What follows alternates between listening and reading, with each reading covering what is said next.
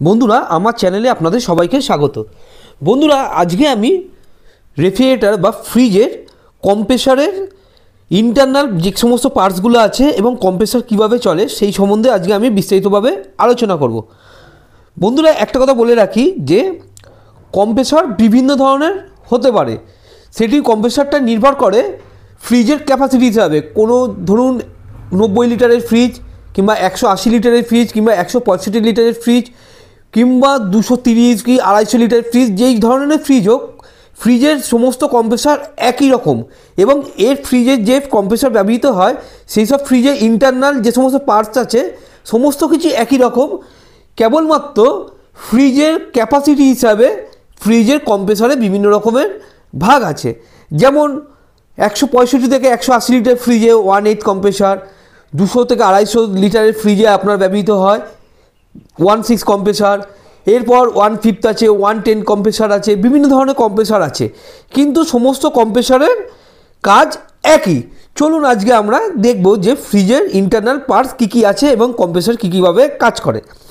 সবার প্রথমে বন্ধুরা একটি ফ্রিজের কম্প্রেসারের ভেতরে যে অয়েল আছে সেই অয়েলটি আমি একটি খালি বোতলের মধ্যে ঢেলে নিলাম, কারণ আপনাদের ফ্রিজের কম্প্রেসারে ইন্টারনাল যে সমস্ত পার্টস আছে সেগুলো দেখাতে গেলে আমাকে সবার প্রথমে কম্প্রেসারটাকে কাটতে হবে।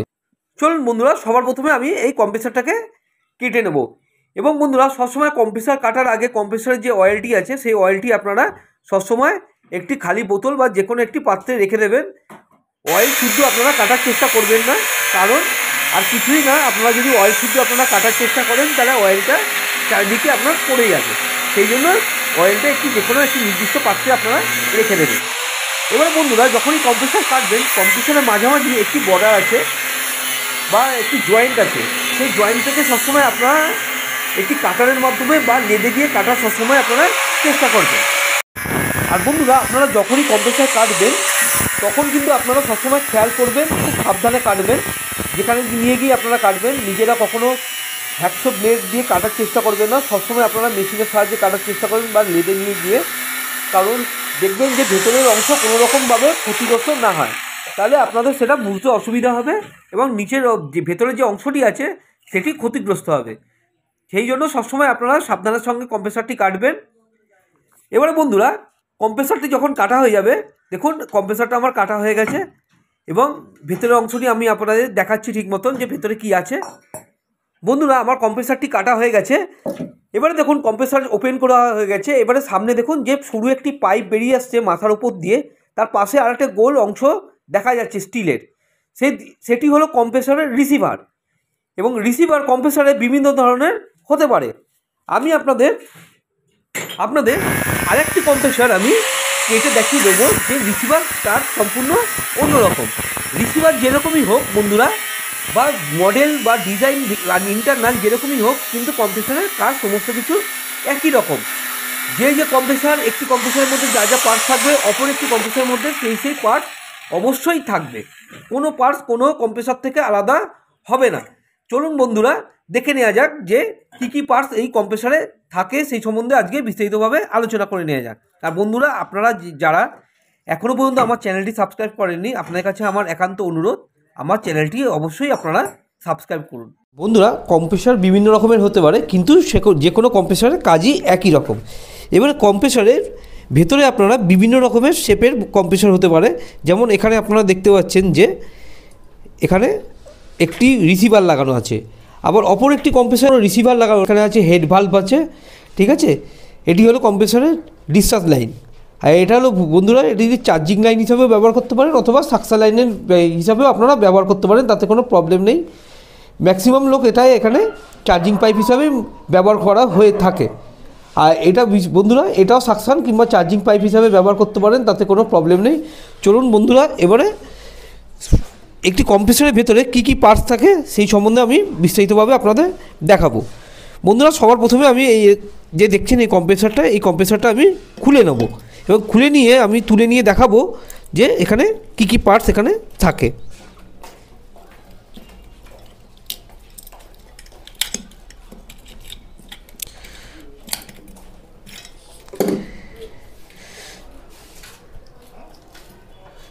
সবার প্রথমে বন্ধুরা এই টার্মিনালের যে তারটি আছে, এই টার্মিনালের যে তার সেটি আমি খুলে নেব।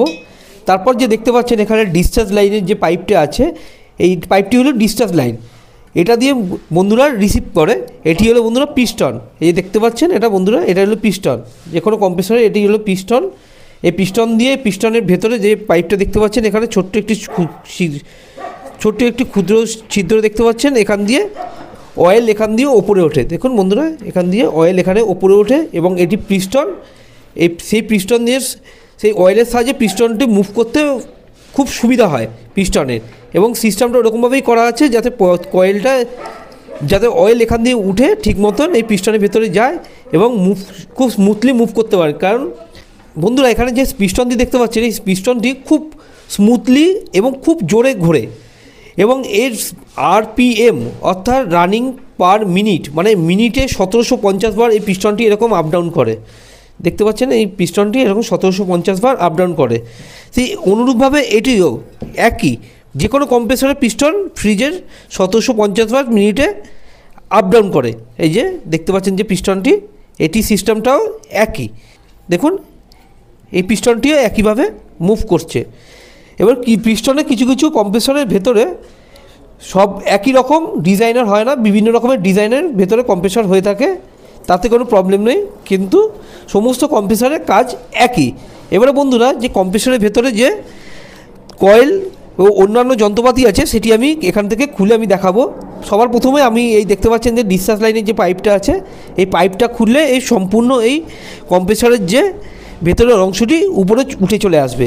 চলুন তাহলে পাইপটি কেটে দেখে নেওয়া যাক।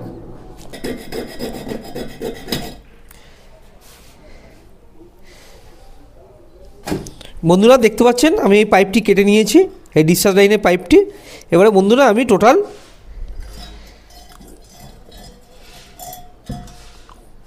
কম্প্রেসরটির কয়েল এবং সমস্ত অংশটি পিস্টন সমেত আমি তুলে নিয়েছি। আর বন্ধুরা দেখুন এখানে যে স্প্রিংগুলো আছে, এই স্প্রিংয়ের ওপরে দেখুন বন্ধুরা এর নিচে অয়েল থাকে, এর নিচে থাকে অয়েল। আর স্প্রিংগুলো এই যে আপনারা দেখতে পাচ্ছেন যে 4খানা পা আছে, এই পায়ের মধ্যে স্প্রিংগুলো এরকম আটকে এরকম এই অবস্থায় দাঁড়ান দেখাচ্ছি আপনাকে, এই অবস্থায় থাকে দেখুন। এই জন্য কম্প্রেসর আপনারা যতই নাড়ান কম্প্রেসরটি পড়বে না, কারণ এই স্প্রিংয়ের ভেতরে 4টি পা, 4টি স্প্রিংয়ের ভেতরে আটকানো থাকে এবং আপনারা স্মুথলি এটা তুললেই এটা খুলে বা উঠে চলে আসবে। এবং এখানে যে আপনারা অয়েল দেখতে পাচ্ছেন, এই অয়েলটি এই যে দেখতে পাচ্ছেন পিস্টনের মধ্যে যে ফুটোটা আছে, পিস্টনের এই দেখুন এই পিস্টনের মধ্যে যে ফুটোটা আছে পিস্টন রডের মধ্যে, এর মধ্যে দিয়ে অয়েলটা পাম্প ডাউন হয়। অর্থাৎ অয়েলটি এই যে পিস্টনটি যখন এখানে নড়াচড়া করে, এইখান দিয়ে অয়েলটা এই যে ওই হোল দিয়ে অয়েলটা এই পিস্টনের মুখে আসে এবং এই পিস্টনটি যাতে খুব সুন্দরভাবে মুভ হয় সেই জন্য এই অয়েলটার এরকম সিস্টেম করা আছে। এই অয়েলটা এর ওপরে চলে আসে এবং খুব স্মুথলি এটা মুভ করে। এবারে বন্ধুরা দেখে নিই কী কী আছে। সবার প্রথমে দেখে নিই পাখা ঘোরার জন্য যে কয়েলের প্রয়োজন হয়, সেরকম এখানে একটি কয়েল আছে। যে কোনো মোটরেই কয়েল থাকে, এরকম কম্প্রেসরে এরকম একটি কয়েল আছে। দেখুন এখানে কয়েল আছে। আর এগুলো হলো লেগ, এই স্প্রিংগুলো হলো লেগ কম্প্রেসরের ভেতরের এই লেগগুলো। আর কম্প্রেসর দেখবেন আপনারা যখনই এই কম্প্রেসর নাড়াবেন, কম্প্রেসরটা ভেতর থেকে আওয়াজ হয় খটখট খটখট করে। কারণ এই যে দেখুন এই কম্প্রেসরটা এখন বসাচ্ছি, এই স্প্রিংয়ের মধ্যে নাড়ানো থাকলেও এরকম অবস্থা দেখুন এরকম মুভ করে কম্প্রেসরটা। এই জন্য যখনই কম্প্রেসর নাড়াচাড়া হয় এরকম আওয়াজ হয়, তাতে কোনো প্রবলেম নেই, কিন্তু খুব জোরে কম্প্রেসর নাড়াচাড়া করতে নেই। এর ফলে কি হয়, এই যে আপনারা দেখতে পাচ্ছেন যে কয়েলটা আছে, এই কয়েলটা অনেক সময় বডি হয়ে যায়। এর সঙ্গে যে কোরটা দেখতে পাচ্ছেন, কোরের সঙ্গে অনেক সময় বডি হয়ে যায় বা কয়েল যে এখানে আছে কয়েলটা কোনো কারণে কেটে যায়। এর ফলে সম্পূর্ণ এই কম্প্রেসর বডি হয়ে যায় এবং কম্প্রেসরটি সাথে সাথে খারাপ হয়ে যায়। আর বন্ধুরা এখানে যে আপনারা কম্প্রেসর অয়েল দেখতে পাচ্ছেন, এই কম্প্রেসর অয়েল 250 ml ব্যবহার করা হয় এই কম্প্রেসরটি ঠিকমতো রানিং হওয়ার জন্য। বন্ধুরা আপনারা যে এই সাদা অংশটি দেখতে পাচ্ছেন, এই যে হোলটি দেখতে পাচ্ছেন, এটি হলো চার্জিং। এই যে চার্জিং পাইপ দেখছেন, এই চার্জিং পাইপের এটি হলো অংশ। আপনারা যখনই এখান দিয়ে গ্যাস আমরা চার্জ করি, এর কাজ হলো বন্ধুরা এখান দিয়ে যে গ্যাসটি আমরা চার্জ করি সেই গ্যাসটি এর মধ্যে দিয়ে বন্ধুরা এই হেড ভালভে যায় এবং পিস্টন প্রচণ্ড প্রেশারের সাহায্যে এই যে দেখতে পাচ্ছেন এখানে যে পাইপটি, এই যে এটি হলো ডিসচার্জ লাইন আর এটা হলো রিসিভার। এই ডিসচার্জ লাইনে রিসিভারে পৌঁছায় এবং রিসিভার থেকে সোজা এই পাইপ লাইন বরাবর এই যে ডিসচার্জ লাইন দেখছেন, এই ডিসচার্জ লাইন থেকে গ্যাসটি সমস্ত ইউনিটে সরবরাহ হয়।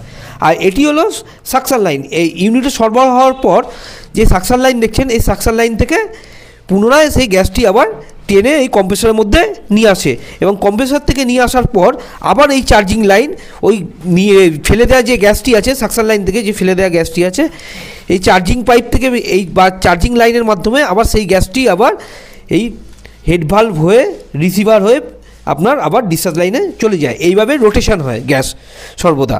আর এই কম্প্রেসরের যে কয়েলের মধ্যে দেখুন এখানে কমন, স্টার্টিং, রানিং এই তিনটে যে জ্যাক আছে, এই জ্যাকগুলো এখানে পরপরভাবে এরকমভাবে আটকে যায়, জ্যাকগুলো পরপরভাবে এরকমভাবে আটকে যায় বন্ধুরা।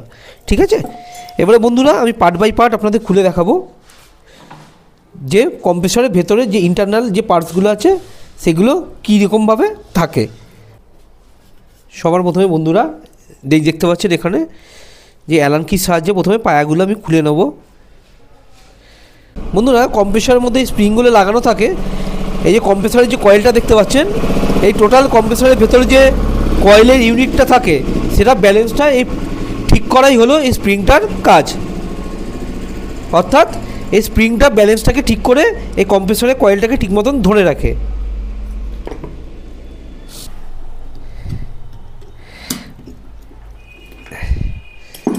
দেখুন বন্ধুরা এই যে পিস্টনটি,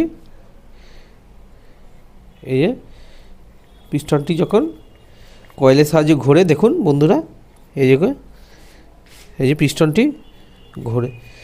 সবার প্রথমে বন্ধুরা বলে রাখি এক একটা ফ্রিজে এক এক রকমের কম্প্রেসর ব্যবহার হয়ে থাকে। অর্থাৎ ফ্রিজের পাওয়ার হিসাবে বা ফ্রিজের লোড হিসাবে বিভিন্ন রকমের কম্প্রেসর ব্যবহার হয়ে থাকে। কোথাও বন্ধুরা 1.8 কম্প্রেসর ব্যবহার হয়ে থাকে, কোথাও বন্ধুরা 1.6 কম্প্রেসর ব্যবহার হয়ে থাকে, বা কোথাও বন্ধুরা 1/5 কম্প্রেসর ব্যবহার হয়ে থাকে বা 1/10 কম্প্রেসর ব্যবহার হয়ে থাকে। তা এক একটা ফ্রিজের কম্প্রেসরের পাওয়ার হিসাবে তার বিভিন্ন রকমের মডেল বা বিভিন্ন রকমের আপনার দেখতে হয়ে থাকে। যেমন বন্ধুরা দেখুন এখানে একটি 1.8 কম্প্রেসর লাগানো আছে, ঠিক আছে, এবং এই 1/8 কম্প্রেসরের যে মডেলটি আছে তার তুলনায় যে 1/5 কম্প্রেসর লাগানো আছে তার মডেল একই না, বিভিন্ন রকমের মডেল এখানে দেখানো যায়। কিন্তু কম্প্রেসরের সমস্ত কম্প্রেসরের কাজ হলো একই, গ্যাস টানা এবং গ্যাস ছাড়া, এবং ফ্রিজ ঠান্ডা হওয়ার জন্য যে প্রেশারের দরকার আছে সেই প্রেশার সম্পূর্ণ পৌঁছে দেওয়া হলো গ্যাসের সাহায্যে এই পিস্টনের কাজ, এবং এই কম্প্রেসরের কাজ একই রকম। এই যে এটা দেখুন বন্ধুরা, এটা কয়েল, এবং কয়েলের সাহায্যে এই যে কোডটা দেখছেন এই কোডটা ঘুরতে থাকে এবং পিস্টনটা আপ ডাউন করতে থাকে। আর এখানে যে হোলটা দেখতে পাচ্ছেন এই হোলের মধ্যে দিয়ে যে এখানে অয়েল দেখতে পাচ্ছেন সেই অয়েলটি এখানে সাপ্লাই হয়, এবং সাপ্লাই হয়ে এই যে দেখতে পাচ্ছেন যে এখানে পিস্টনটি এবং অয়েলের জন্য এই পিস্টনটি খুব স্মুথলিভাবে এখানে আপ ডাউন বা মুভ করতে সাহায্য করে এই অয়েলটি। দেখে নিন বন্ধুরা, প্রথমেই বলেছি বিভিন্ন রকমের কম্প্রেসরে বিভিন্ন রকমের ডিজাইন হয়ে থাকে তার পাওয়ার হিসাবে। এবার বন্ধুরা যে 1.6 বা 1.8 কম্প্রেসরের যেরকম ডিজাইন হয় দেখে নিন। এখানে কম্প্রেসরের যে প্রেশারটাই তৈরি করে পিস্টন, সেই হেড প্রেশারে এখানে প্রেশারটি জমা হয়, এবং এই যে ডিসচার্জ লাইন দেখছেন এই ডিসচার্জ লাইনের মাধ্যমে ডিসচার্জ পাইপ থেকে প্রেশারটি বেরিয়ে যায়। বন্ধুরা এবার আমি ডিটেলসে আপনাদের সমস্ত কিছু বুঝিয়ে দিই।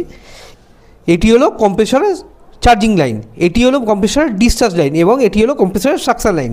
আমরা যখনই গ্যাস এখান দিয়ে দিই সবার প্রথমে গ্যাসটা গিয়ে স্টোরেজ হয় এই কম্প্রেসরে, এবং কম্প্রেসর থেকে যখন স্টোরেজ হয় তখন যখন এই কম্প্রেসরটি স্টার্ট নেয় তখন এটি থাকে হলো কম্প্রেসরের চার্জিং লাইনের মধ্যে। অর্থাৎ এটা হলো কম্প্রেসর চার্জিং লাইন থেকে যে গ্যাসটি আমরা দিই সেই গ্যাসটি এখানে এসে স্টোর হয়, এবং স্টোরটি এখান থেকে রিসিভ করে দেখুন রিসিভ করে এই যে এখানে একটা নালির মতন দেখছেন, এখানে একটা আপনাদের খুলে দেখাচ্ছি, এখানে একটা পাইপ আছে, এই যে ফাঁকা পাইপ, এই পাইপের মধ্যে দিয়ে গ্যাসটা সবার প্রথমে এখান দিয়ে আপনাদের এটি হেড ভালভ, এই হেড ভালভের মধ্যে দিয়ে পাইপটা প্রবেশ করে, এবং পাইপটা যখন গ্যাসটি যখন প্রবেশ করে এই হেড ভালভের মধ্যে দিয়ে গ্যাসটি যখন প্রবেশ করে তখন এই পিস্টন মিনিটে 1750 বার আপ ডাউন করে এবং সেই গ্যাস যে প্রেশার সৃষ্টি হয় সেই গ্যাসটি এই যে দেখতে পাচ্ছেন এই পাইপটা আছে, এই পাইপের মধ্যে দিয়ে গ্যাসটি দেখুন, আমি আপনাকে খুলে দেখিয়ে দিচ্ছি। এই পাইপের মধ্যে একটি সূক্ষ্ম ছিদ্র আছে, দেখুন এই যে পাইপের ভেতরে, দেখুন এই পাইপের ভেতরে একটি সূক্ষ্ম ছিদ্র আছে। সেই ছিদ্র দিয়ে গ্যাসটি এই রিসিভারের মধ্যে দিয়ে গ্যাসটি ডিসচার্জ লাইনে, এই যে এটি পাইপটা দেখছেন, এই যে ডিসচার্জ লাইনে, এই ডিসচার্জ লাইনের সঙ্গে যুক্ত হয় এবং এই ডিসচার্জ লাইন থেকে গ্যাসটি প্রচুর পরিমাণে বেগে অর্থাৎ প্রচুর প্রেশারে গ্যাসটি এখান থেকে বেরোতে থাকে এবং বেরোবার পর যখন সাকশন লাইন থেকে রোটেশন হয়ে, এই যে সাকশন লাইন রোটেশন হয়ে এই আপনার কম্প্রেসারের মধ্যে গ্যাসটি পুনরায় এখানে স্টোরেজ হয়, তখন কি হয়, তখন এই স্টোরেজ গ্যাসটা আবার আপনাদের যে দেখতে পাচ্ছেন এখানে যে চার্জিং পাইপের মধ্যে দিয়ে গ্যাসটি চার্জ হয়, এখান দিয়ে আবার গ্যাসটি ঢুকে যায় সম্পূর্ণ এই সাকশন লাইনে। গ্যাস এখানে স্টোরেজ হওয়ার পর কম্প্রেসারের মধ্যে দিয়ে পুনরায় আবার এখান দিয়ে টেনে নেয় গ্যাসটি কম্প্রেসার পিস্টনের সাহায্যে এবং এখানে এসে আবার স্টোরেজ হয়ে পুনরায় এরকমভাবে রোটেশন হতে থাকে। যখন গ্যাসটি কীরকমভাবে যায় দেখুন, এই হেড ভাল্বটি আপনাদের আপনি খুলে দেখিয়ে দিচ্ছি। হেড ভাল্বের এটা ওভারলোড, গ্যাস যখন কম্প্রেসার ওভারলোড হয়ে যায় এখান থেকে ট্রিপ করে বন্ধ হয়ে যায়, ঠিক আছে। আর এটি হলো হেড ভাল্ব, দেখুন এই যে এখান দিয়ে যখন গ্যাস যায় সবার প্রথমে গ্যাসটি এখানে পাম্প ডাউনের পর দেখুন এখানে বন্ধুরা এখানে এসে স্টোরেজ হয়। আপনাদের সামনে থেকে আমি দেখিয়ে দিচ্ছি।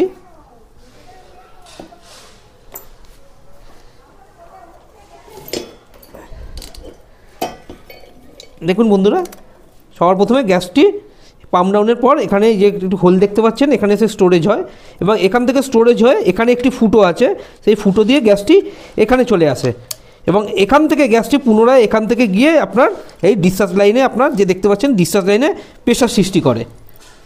এইভাবে বন্ধুরা যেরকমভাবে বললাম, সাকশন লাইন পুনরায় গ্যাসটি এখানে এসে জমা হয় এবং সাকশন লাইন দিয়ে পুনরায় টেনে এরকমভাবে গ্যাসটি রোটেশন হতে থাকে।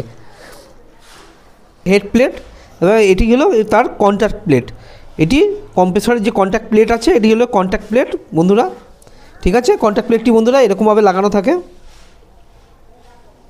চলুন বন্ধুরা এবারে আমি কম্প্রেসরটা চালিয়ে দেখে নিই কীভাবে গ্যাস টানে এবং কীভাবে গ্যাস ছাড়ে।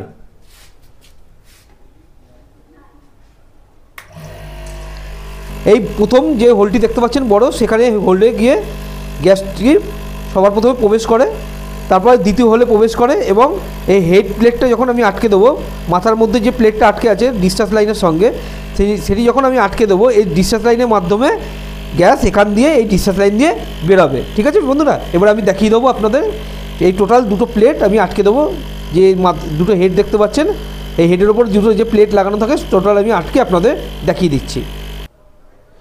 চলুন বন্ধুরা এবারে কম্প্রেসরটি চালিয়ে দেখে নেওয়া যাক।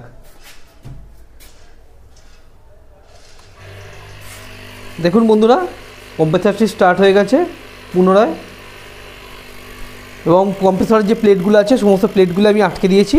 দেখুন এখান দিয়ে